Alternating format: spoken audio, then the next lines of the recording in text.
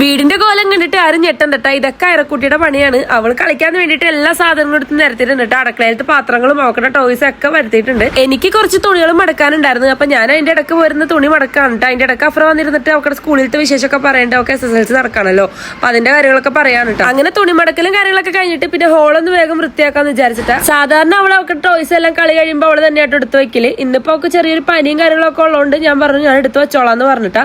അങ്ങനെ അവള് സെറ്റിലിരുന്ന് ഫോണൊക്കെ കണ്ടിരിക്കുകയാണ്. എനിക്കാണെങ്കിൽ കിച്ചണിൽ ഇത്തിരി പണിയുണ്ടായിരുന്നു. അപ്പൊ ഞാൻ വേഗം വന്നിട്ട് അതൊക്കെ ചെയ്യാനിട്ട്. അപ്പം ഇന്ന് ചിക്കൻ കറി വെക്കുന്നുണ്ട്. അപ്പൊ അതിന് വേണ്ടി സാധനങ്ങളൊക്കെ റെഡിയാക്കി കൊടുക്കാണ്. എന്റെ റാഹക്കുട്ടി ജനിച്ച പിന്നെ ഞാൻ അവൾക്ക് യൂസ് ആക്കി കൊടുക്കുക ഈ ഹഗ്ഗീസിന്റെ ബ്രാൻഡിൽ വരുന്ന ഡയപ്പേഴ്സ് ആണ് കേട്ടോ. ഇത് അടിപൊളി ഡയപ്പറാണ് ഗൈസ്. എനിക്കിത് ഭയങ്കര ഇഷ്ടപ്പെട്ടിട്ടുള്ള ഡയപ്പറാണ് കേട്ടോ.